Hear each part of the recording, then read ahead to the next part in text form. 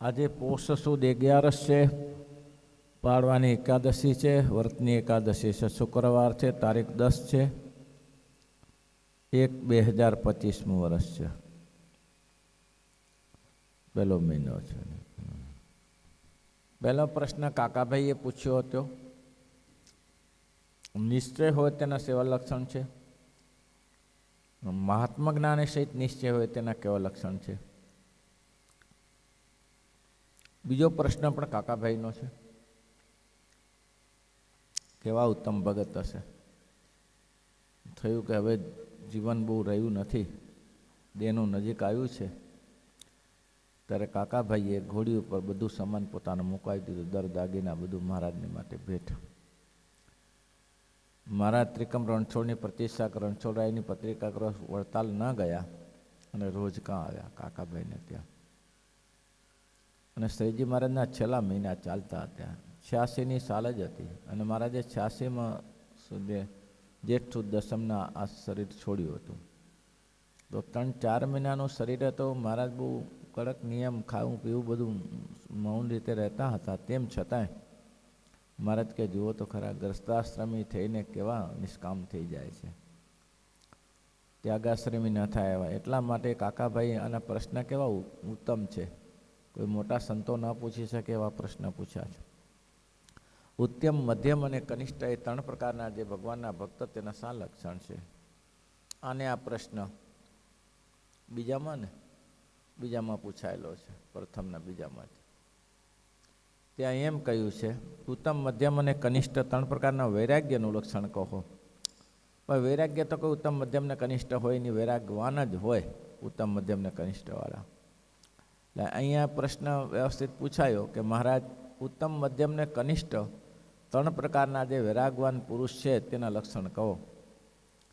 શ્રીજી મહારાજ બોલ્યા છે, જે ભક્ત પોતાને દેહથી જુદો આત્મા રૂપે માને, દેહથી જુદો આત્મા રૂપે માને, દેહમાં જે સુખ દુઃખ માન અપમાન તે આત્માને વિશે ના માને. આત્માને વિશે સુખ દુઃખ ને માન અપમાન છે જ નહીં. છે ભાઈ, આત્મા તો અવિચળ છે. સુખ ને દુઃખ થાય છે એ કોને થાય છે? દેહને થાય છે. એ બધા દેહના ગુણ છે. તે દેહના સુખ દુઃખ માન અપમાન કામ ક્રોધ લોભ મોહ મોહ આ બધા દેહના ગુણ છે. એ દેહના ગુણને આત્માને વિશે માને જ નહીં કે હું તો શુદ્ધ છું, ચૈતન્ય છું, મારે વિશે આ કોઈ હોય નહીં. તો જીવાત્માના કયા ગુણ છે? અછેદ્ય, અભેદ્ય, અવિનાશી, શાશ્વત, નૈને છિંદંતી શસ્ત્રણી, નૈને દહતી પાવક, ન ક્લેદયંતી આપો, ન શોષયંતી મારુત. આ જીવાત્માના દ્રષ્ટાંત, જીવાત્માના લક્ષણ છે. એ જીવાત્માના લક્ષણ દેહને વિશે ના માને, બેને અલગ કરી નાખ્યું. આપણે જે ઘરમાં રહેતા હોઈએ એ ઘર હું છું એમ કહેવાય, આ ઘર હું છું એમ કહેવાય, મારું ઘર છે એમ કહેવાય ને. એ અંતર પડી જાય છે, પણ અહીંયા અંતર નહીં પડતો. હું આત્મા છું નહીં થતું, આ શરીરને પોતાનું ઘર માની લેવાય, હું છું માની લેવાય છે. પહેલાંમાં ચોખ્ખું થઈ ગયું કે આ બંગલો મારો નથી, બંગલામાં હું રહું છું.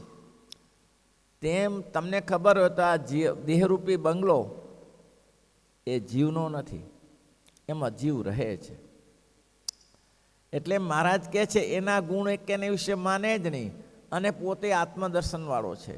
આત્માનું દર્શન એ થાય છે. પરમાત્માના પણ પરમાત્માને પણ જુએ છે, પોતાના આત્માને જુએ છે, પરમાત્માને પણ જુએ છે. આટલો સમર્થ છે. આત્માને વિશે રહ્યા છે, પરમાત્મા તેને પણ દેખે, અને બીજાના દેહમાં રહ્યો છે આત્મા એને પણ દેખે. કેવો બળ્યો છે, આત્મદ્રષ્ટિ છે, એના આત્માને દેખી શકે. ભગવાન સિવાય કોઈનું કામ નથી, એ તો ભગવાન જ કરી શકે. એક હરિભક્ત આવીને કહ્યું કે મહારાજ, પહેલે તો લોકો ભગવાન હતા એ ચમત્કાર દેખાડતા હતા, તો હવે તો તમે તો કંઈક દેખાડો. હરિભક્તોના જેવું છે તેવું કહેવા તો લાગો કે આ હરિભક્તો તમારે આમ છે તેમ છે, એમ કહો તો ખબર પડે, હરિભક્તોને સમાસ થાય. મહારાજ કે થતો હશે, અરે મહારાજ થાય જ ને, તમે હરિભક્તોને ચમત્કાર દેખાડો, તમે કહો તમારા કુટુંબમાં આમ છે તેમ છે, તો કેવો તમારી છે ભગવાન પણ ભાવ થઈ જાય. મારે સારું કાલથી ચાલુ કરીએ. તો મહારાજે જે બીજે દિવસે આવ્યા હરિભક્તો, એને આખી ડાયરી ખોલી બતાવી કે તમે આ ધંધા કર્યા છે, આ કર્યું છે, તે કર્યું છે. મારું બેટું આ તો ગજબ થઈ ગયો. બીજી બંધ થઈ આવતો હશે, બંધ થઈ ગયો. બીજા હરિભક્તોને કહ્યું કે તમે આવું કરો છો, આમ કરો છો, તેમ કરો છો. આ સભાની વિશે એવો બખાડો કરવો, એ ભગવાન અંતર્જામી છે, બધું જાણે છે. સારું એ કીધું ને ખોટું એ કીધું, એ બંધ થઈ ગયો. અઠવાડિયું ચાલ્યું ને તે સભામાં 2 જણા જ રહ્યા. મુક્તાન સ્વામી કે મહારાજ આ બંધ કરો, હવે આ ક્યાં સુધી થયું? મારે કે તમે બધા ભેગા થઈને કીધું છે ત્યારે ચાલુ કર્યું છે ને, અમે તો ચાલુ કરતા હતા. પણ મહારાજ કીધું તો કીધું, પણ હવે આમાં કોઈ આવશે નહીં, પાછો કંઠીઓ તૂટવા લાગશે. હવે ભારે ભારે દોરા હશે ને તોય તૂટી જશે, આમાં સહન નહીં થાય. અરે મારે કે બંધ કરી દઈએ. એટલે આત્મદર્શી છે એ તો પોતે આત્મદર્શી તો ઘણાય હોય, આત્માની વિશે પરમાત્માને જોનારા પણ ઘણા હોય, પણ પરના આત્માને જુઓ એ તો બહુ કઠિન છે, બહુ જ કઠિન છે. પરના આત્માને જે જુઓ એનું આત્મદર્શન કરવું તે કઠિન છે. પણ તે દેખે અને એવો સમર્થ થયો છે તો પણ આત્મદર્શન થકી ભગવાન અને ભગવાનના સંતને અધિક જાણે. પોતાને આત્મદર્શન થયું છે તેનું લેશ માત્ર અભિમાન નથી. પોતાને આત્મદર્શન થાય છે એનું અભિમાન નથી. કેમ? ભગવાન અને ભગવાનના સંતને ભક્તને અધિક જાણે છે કે આત્મદર્શન તો ઠીક, હવે મારા ભાઈ આત્મદર્શનથી શું મોટું થાય? પણ એ ભગવાન અને ભગવાનના સ્વરૂપાનંદ સ્વામી જેવા આત્માની કોઈ દેહની કોઈ ગણના નહીં. બીમાર પડ્યા તો મહારાજે કીધું સ્વામી બહુ તકલીફ હા છે, પણ ઘોડું તો બીમાર પડ્યું છે પણ સ્વાર મજબૂત છે, સ્વારી કરનારો તો મજબૂત છે હજી. એટલે કે આ શરીરમાં તો આ દર્દ થયું છે, પણ મુખ્ય આત્મા મજબૂત છે, એને કાંઈ દુઃખ નથી. સુખ દુઃખ આને શરીરને છે. આવી સમજણ આવી નહીં, એ થવું જોઈએ. એ થાય તો કઠિન છે ને. હરજી બાપા ભુજવાડા પૂજારી, સુખપુરના પૂજારી, હવે એને પગનું ઓપરેશન, કડિયારાનું રોગ થયું, પગનું ઓપરેશન કરવાનું થયું. ડૉક્ટર કે દવા આપવી પડે, ઇન્જેક્શન. કે હું કંઈ ઇન્જેક્શન નથી લેતો, કે આખી જિંદગીમાં નથી લીધું. તો પછી બાપા કાપવો કેવી રીતે પગ? એ તો કાપી નાખો તમે, વાંધો નહીં. તો બાપા એમને બેઠા રહ્યા, કાપી નાખ્યો. દુઃખ તો થયું હશે ને, દુઃખ ના થાય? શરીર કાપી નાખે દુઃખ ના થાય? પણ આત્મનિષ્ઠા ગમે તેમ થાય. મહારાજ કે એવા સત્સંગમાં તે સમયે ઘણા હતા. ગોવર્ધનભાઈ હતા, પર્વતભાઈ હતા, સચ્ચિદાનંદ હતા, આ બધા આવા આત્મદર્શી હતા. પણ છતાંય ભગવાન અને ભગવાનના ભક્તનું મહાત્મા ભરપૂર હતું. સભામાં બેસે પર્વતભાઈ આવા આત્મદર્શી હોવા છતાંય, અને રામાનંદ સ્વામીના આત્માનંદ સ્વામીના સેવેલા અને આવા મોટા જોગી જેવા પુરુષ, કંઈ લે દેહ નહીં, તેમ છતાં વ્યવહાર જાળવી રાખ્યો. પાછો વ્યવહાર કયો? દુષ્કાળ પડ્યો, ખાવાનું ન મળ્યું, તે સમયે બધા લોકો વિચાર કરે આ સંતોને શું જમાડીશું, શું કરીશું. મહારાજે કહ્યું કે ભાઈ જેની પાસે નાનું મોટી જો પડ્યું હોય વ્યવસ્થા અનાજ પાણીને થોડું ઘણું પહોંચાડો તો આપણું 12 મહિના નીકળી જાય. તો પર્વતભાઈની બાજરી સારી પાકી હતી, તો પર્વતભાઈએ બધી બાજરીના ગાડું ભરી અને ઘરે રહેવા જ દીધી નહીં. લઈ આવ્યા, મહારાજને આપી દીધી. મહારાજ કે હા આટલી બધી પર્વતભાઈ? તો કે હા સારી પાકી છે બાજરી. અને બાજરી તો ભગવાન અને ભગવાનના ભક્તને માટે જ હોય ને, કે એટલે લેતો આવ્યો.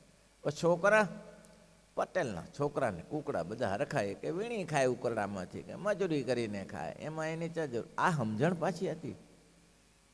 સમજણ કેવી? ભગવાન અને સંતો જમે એનાથી મોટી કોઈ પ્રાપ્તિ નથી. આ સમજણ મહિમા ન જીવો, પાછો ગયો નહીં. પર્વતભાઈ આવ્યા, શ્રીજી મહારાજ બેઠા હતા અને શેરડી સુધારીને જમતા હતા. પર્વતભાઈને 2-5 માદડી આપ્યા, લ્યો જમો. તો મહારાજ મારું તો વ્રત છે ને, કે શેરડી નહીં ખાવાની. કે મહારાજ કે તમને ક્યારે વ્રત રાખ્યું તમે?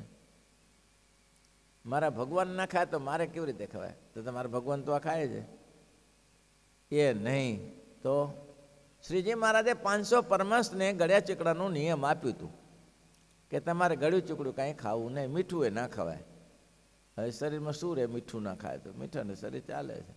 ગળ્યું ઘી નહીં, ગોળ નહીં, બાફીને ખાવાનું. કે મારા ભગવાન ના ખાય તો મારે કેવી રીતે ખવાય મહારાજ? મારથી ના ખવાય હો. મારે કે તમારા ભગવાન તો અહીં જમે છે ને? હા જમતા હશે, પણ મારા ભગવાન જ્યારે જમે ને ત્યારે જ. તમારા ભગવાન કયા? તો કે આ 500 પરમહંસ. અને છૂટી કરાવી. મહારાજ કે લ્યો ત્યારે પ્રસાદી, આજથી બધા પરમહંસોને રસકો નિયમ છોડી દેવાનો, એ નિયમ નહીં રાખવાનો. આ વ્યવહારમાં પાછા પૂરા. આટલું બધી સ્થિતિવાળા હોવા છતાંય એમ કે કોઈ સ્થિતિ છોડી દે, એ નહીં બરાબર, એ નહીં બરાબર. તો કે આટલી સ્થિતિ ગોવર્ધન ભગતને કહ્યું કે આ સમુદ્ર છે, તો ગોવર્ધન ભક્ત કે આ સમુદ્ર જેવું કાંઈ ન હોય, તો સમુદ્ર કિનારે લઈ જાય તો પડો અંદર. કાંઈ ન હોય ને તો પડો અંદર, લ્યો ત્યારે અંદર. તો કે ના, અંદર પડી તો મરી જવાય. તો ભાઈ સમુદ્ર જેવું નથી એમ કેમ કહેવાય? સમુદ્ર તો છે જ, સમુદ્ર જેવું તો છે જ. પણ એની એવી દ્રષ્ટિ કરી હતી કે આ સમુદ્ર છે, પહાડ છે, ઝાડ છે, બધું કંઈ હકીકતમાં નથી, આભાસી જ છે. ભગવાન સિવાય કોઈ વસ્તુ સત્ય નથી. ભગવાન સિવાય સત્ય નથી. કોનો નિશ્ચય છે? જેને મહાત્મા જ્ઞાને સહિત નિશ્ચય હોય તેના લક્ષણ છે. મહાત્મા ઉત્તમ મધ્યમ ઉત્તમ પ્રકારનો ભક્ત કેવો હોય? તો કે જે આત્માને જાણે, પરમાત્માને જાણે, બીજાના આત્માને જાણે, પણ છતાંય પણ ભગવાન અને ભગવાનના ભક્તનું ને સંતોનું મહાત્મા યથાર્થ હોય કે આ ભગવાન છે એ જ જીવના કલ્યાણ કરનારા છે, અને આ સંતો છે એ જ જીવનું કલ્યાણ કરનારા છે. આમ તમે કાલે કીધું ને ભવડા પકડીને લાવ્યા છે, એટલે આ સત્સંગમાં તો ભવડા પકડીને એટલે બધા આદિવાસીની કોમ જેવા લાયા છીએ, પણ એનાથી ભગવાન અને સંતનો જોગ થયો, અને તેમાં ખાસ કરીને ભગવાનના સંતોનો જોગ થાય તો જ જીવનો સુધારો થાય. તે સિવાય આ જરૂરી છે, વિચારી જોજો. એટલે કે છે કેવું સરસ લખ્યું, પોતાના આત્માને જાણે. એટલું જ નહીં, પણ જે દેહના ગુણ છે આત્માને વિશે માને નહીં, અને આત્માના ગુણ દેહને વિશે માને નહીં. પોતાના આત્માને જાણે એટલું નહીં, પરમાત્માને, આત્મામાં પરમાત્મા છે તેને જાણે, અને પરમાત્માને જાણે ને બીજાના આત્માને જાણે. તેમ છતાં આવું આત્મદર્શન થયું છે, આવું આત્મદર્શનનું સુખ છે, છતાંય ભગવાન ને ભગવાનના સંતો ને ભક્તોને અધિક ગણી જાણે કે ભાઈ એ તો બહુ મોટા છે, બહુ મોટા છે. લેશ માત્ર જેને અભિમાન નથી આત્મદર્શનનું, એવા મહારાજ કે છે, પર્વતભાઈ છે, ગોવર્ધનભાઈ છે, સચ્ચિદાનંદ સ્વામી છે, સ્વરૂપાનંદ સ્વામી છે. અને એટલા જ માટે ગુણાતીતાનંદ સ્વામી કહે છે આ સ્વરૂપાનંદ સ્વામીને તો એક વારમાં સમજાઈ જાય, અને આપણે તો 1000 વાર કહે ને તો સમજાય એવું નથી. સ્વરૂપાનંદ સ્વામીને એમ કહ્યું કે તમારે આમ નહીં, ભલે મારે પતિ એ સમજી જાય, શાનમાં સમજી જાય, એની સ્થિતિ એવી થઈ છે, બાકી આપણું કામ નહીં. હવે મહારાજ કહે છે કે મધ્યમ લક્ષણવાળો જે વૈરાગ્યવાન છે, મધ્યમ લક્ષણવાળા વૈરાગો તેને કેવા લક્ષણ હોય તે કહે છે, જેને ઉત્તમ ભક્ત કહેવાય. હવે જેને ભગવાનનો નિશ્ચય હોય, આત્મનિષ્ઠા પણ હોય, તો પણ ભગવાનના ભક્તો ઉપર ઈર્ષા આવે, અને જો ભગવાન અને એનું અપમાન કરે તો ભગવાન ઉપર પણ ઈર્ષા આવે. એવા મોટા થઈને ભગવાન કે કેમ આમ સિદ્ધ કરતા હશે, એવા લક્ષણ હોય તેને મધ્યમ કહીએ. આત્મદર્શન છે, આત્મદર્શન છે એટલું નહીં, ભગવાનનો નિશ્ચય પણ છે. પોતાને આત્મદર્શન છે અને પોતાને ભગવાનનો નિશ્ચય પણ છે, તેમ છતાં ભગવાન અને ભગવાનના ભક્તો ઉપર એની ઈર્ષા આવે, અને હર્ષોકથી આવે. ઈર્ષા આવે છે અને હર્ષોક થાય છે. અને જો ભગવાન એનું અપમાન કરે તો ભગવાનને છોડે નહીં, એની સાથે તુસરા. મહારાજ કે 3 પ્રકારની ગોપીઓ હતી, 3 પ્રકારની ગોપીઓ હતી, ઉત્તમ, મધ્યમ ને કનિષ્ઠ.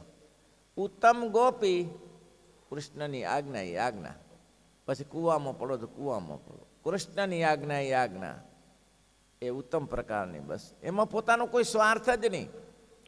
ઉત્તમ પ્રકારની ગોપીને એમાં પોતાનો કોઈ સ્વાર્થ નહીં. બસ મને તો મનગમતું કોઈને મહારાજને રીઝાવાના છે ને, મારો શું સ્વાર્થ હોય એમાં? શું મને તો અનવસ્ત્ર ભગવાન પૂરું પાડે જ છે, એમાં મારો સ્વાર્થ શું? એ કઈ વસ્તુ મહત્વની છે? એ નહીં મહત્વની. એમાં પોતાનો કોઈ સ્વાર્થ, બસ ભગવાનને રાજી કરો. મેં કહ્યું મનગમતું સર્વે મૂકીને એક તમને રીઝાવા, અને મનકર્મ વતને ગોવિંદ તમારા ગુણ ગાવા છે. બસ કોઈ અમારો સ્વાર્થ નથી. લગારે કે પોતાનો સ્વાર્થ ન હોય.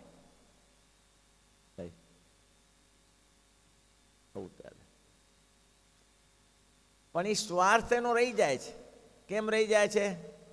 તો કે એની આત્મનિષ્ઠા છે, નિશ્ચય છે, તેમ છતાંય હર્ષોકથી આવે. હર્ષોક ક્યારે થાય? હર્ષોક થાય ક્યારે? આત્મનિષ્ઠા છે, ભગવાનનો નિશ્ચય છે, તેમ છતાં ભગવાન ઉપર હર્ષ કોઈ રોષ થઈ આવે છે. ભગવાનના ભક્તો ઉપર ઈર્ષા થાય છે. અને ભગવાન કાંઈક કહે તો ભગવાન ઉપર ઈર્ષા થાય, એની પાસે ઈર્ષા થાય. આવા મોટા થઈને આમ શું કરતા હશે ત્યારે? આવા મોટા થઈને આવું વગર વાંકે, લેવા દેવાની અને વગર વાંકે. એટલા જ માટે ઉત્તમ ભક્તો ફાવી ગયા છે, દાદા ખાતર જેવા ફાવી જાય. જે મહારાજ કહેતા હશે થાય જ. પછી ભલે આટલા ભંભુમાં બંદર કોળું નાખવાનું થાય, આટલું જ મોઢું હોય પાણી ભરવાનું ઠંડા માટે, આખું કોળું મળો 10 કિલો નાખવાનું થાય તો નાખે. તો કે ના જાય, ના જાય તો મારી ભૂલ છે. કોળું અંદર જવું જ જોઈએ. મહારાજ બોલે ને શું ના જાય?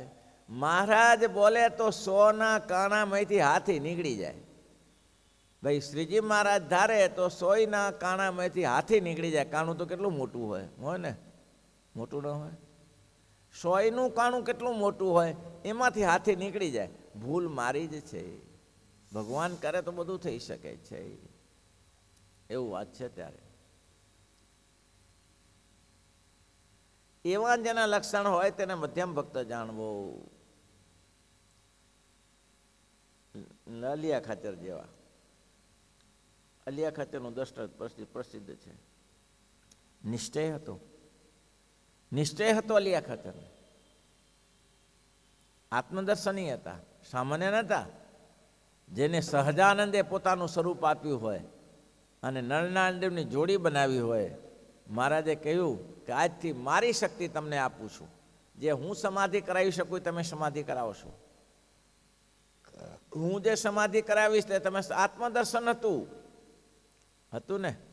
ભગવાનનો નિશ્ચય હતો, મહાત્મા નહોતું. મહાત્માની ખામી. તાકાત જુઓ, એ માણસની તાકાત નથી એમ નથી, પણ આટલું બધું થઈ કેમ જોયું? તો કે થઈ જાય ઘણી વાર એવું. એ હંમેશ એમ કે અમે તો અમારા ભક્તજનને ભગવાનના ધામમાં મારા તેડવા આવે છે ને લઈ જાય છે ને. હવે ગામમાં એનો સેવક લિયા બાપુનો ચેલો સેવક મરી ગયો. તે ગામવાળા કે લ્યો આ લિયા બાપુ વાર ઘડી ગામ ધણી પોતે વાર ઘડી કહે છે કે અમારા તો ભગવાન જ્યારે મૂળ ભક્ત જ્યારે મૃત્યુ થાય ત્યારે અંત સમય મહારાજ લેવા આવે છે, લેવા આવે. આમ તો પૂઠેથી જીવ નીકળી ગયો, મરી ગયો જેલો, તો શું એના ભગવાન લેવા આવ્યા?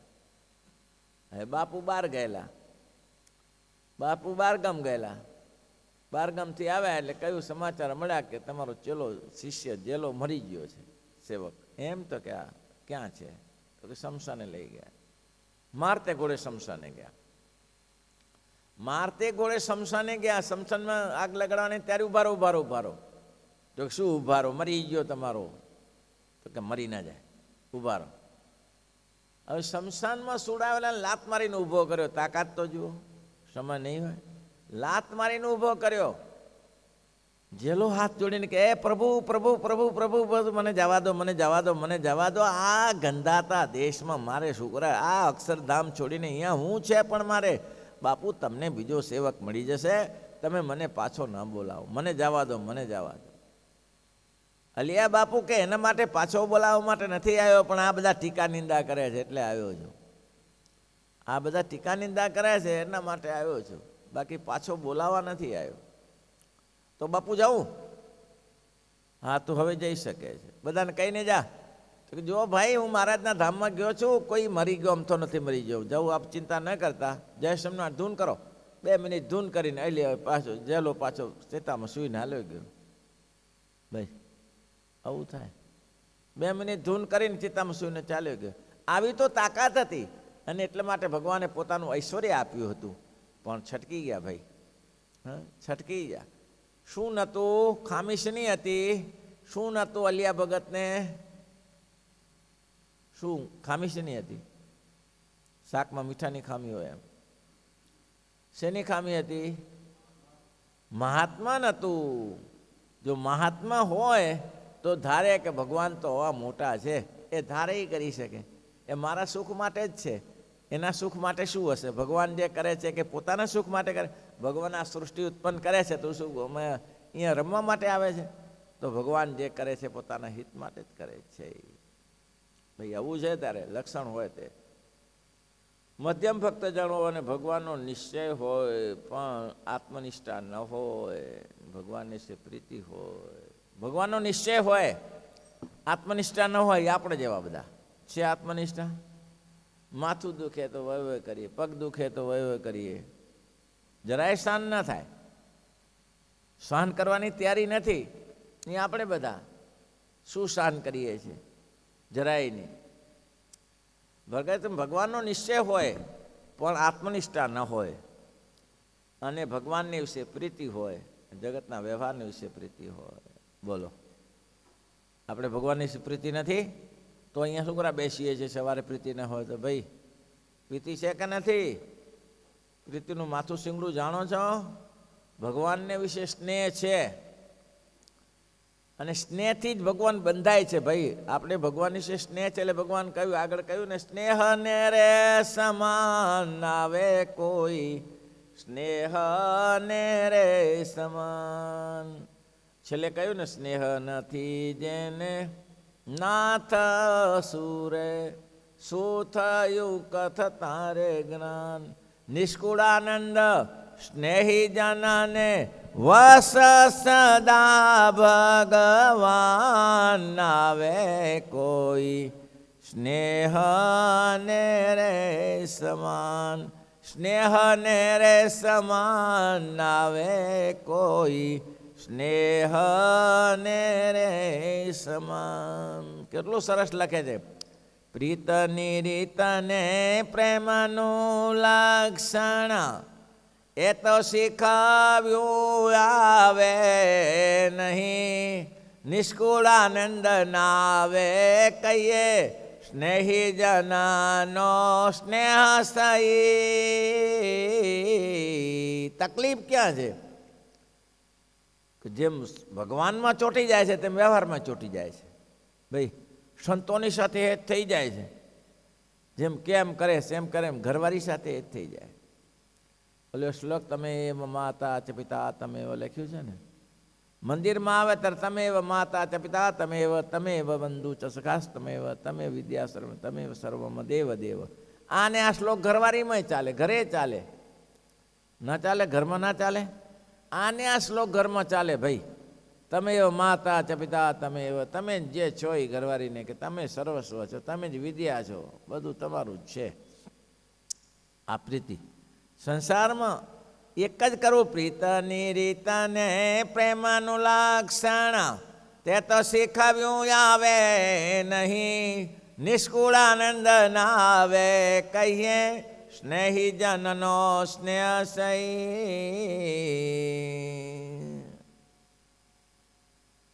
સ્નેહ નથી જેને નાથ સુરે, શું થયું કથ તારે જ્ઞાન. નિષ્કુળાનંદ સ્નેહી જનને વસતરા ભગવાન. આ છે પ્રીતિ છે, મહાત્મા છે, પણ બધે બરોબર જ છે. આ જ પ્રશ્ન સોમલાખાચાર્ય પૂછ્યો કે મહારાજ એવી પ્રીતિ તો અમે સત્સંગમાં ઘણી કરીએ છીએ, સંતોમાં કરીએ છીએ. મહારાજ કે તમારી ભૂલ થાય છે, અડધી પ્રીતિ અમારામાં કરો છો ને અડધી પ્રીતિ વ્યવહારમાં કરો છો. એ જ પ્રશ્ન છે, એ જ છે ને ભાઈ. અડધી પ્રીતિ અમારામાં કરો, અડધી પ્રીતિ ત્યાં કરો છો. એને અહીંયા કહી દીધું કે એને ભગવાનમાંય પ્રીતિ છે અને વ્યવહારમાંય પ્રીતિ છે. સંસારિક વ્યવહારની વિશે હર્ષોકને પામતો પાછો. એ કંઈ ઘરમાં બળી જાય, આ થઈ જાય તો દેવજી ભગત જેવું ને, દેવજી ભગતને 7 કોઠા ઘાસના લાખો રૂપિયાનું તેજ ઘાસ ભરી ગયું. સંતો સમજાવે છે, ભગત આ બધું નાશવંત હતું અને બળી ગયું. દેવજી ભગત કહે, એ તો બરાબર સામે આયા છો તો બે સરસ વાત મહારાજની સંભળાવો કે આ તો બધું અમારું તો ગ્રસ્તનું એવું ડીંડવળું ચાલ્યા કરતું. ગ્રસ્તનું તો સળગેલું જ છે, નવું શું સળગાવવાનું? પણ તમે આયા છો તો ભગવાનની બે વાત કરો તો એને હર્ષોક નથી થાય. ભાઈ આવું તો રહેવા કરે સંસારમાં. પણ જેને ભગવાનમાં પ્રીતિ છે, સંસારમાં પ્રીતિ છે, એને જ હર્ષોક થાય. મહારાજ કે કનિષ્ઠ ભક્ત છે શ્રીપતિમ શ્રીધરમ સર્વદેવ